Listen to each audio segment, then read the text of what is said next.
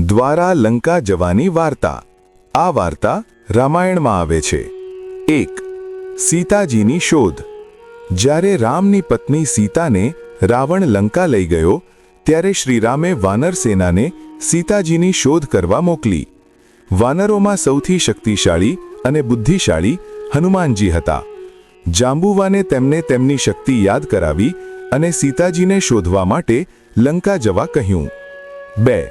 સમુદ્ર ઉપરથી જંપ લાવવું। હનુમાનજીએ સમુદ્ર પાર કરવા માટે ખૂબ મોટું રૂપ ધારણ કર્યું અને એક જ ઝંપલામાં સમુદ્ર પાર કરી દીધો। રસ્તામાં તેમને અનેક પરીક્ષાઓ આવી।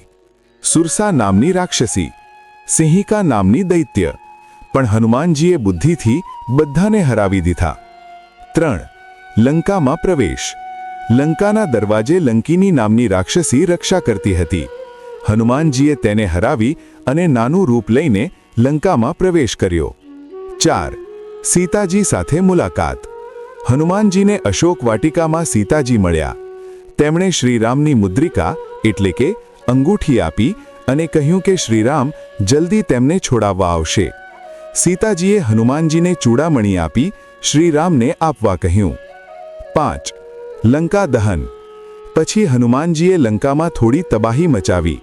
રાવણના સૈનિકોએ તેમને પકડી લીધા અને તેમની પૂંછમાં આગ લગાવી, પણ હનુમાનજીએ આગથી આખી લંકા સળગાવી નાખી। પછી સમુદ્ર પાર કરીને પાછા શ્રીરામ પાસે આવ્યા અને સીતાજીની ખબર આપી। આ રીતે હનુમાનજી લંકા ગયા, સીતાજીને શોધી અને લંકા દહન કર્યું।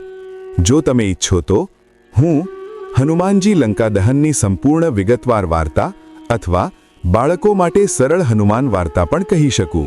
ધન્યવાદ।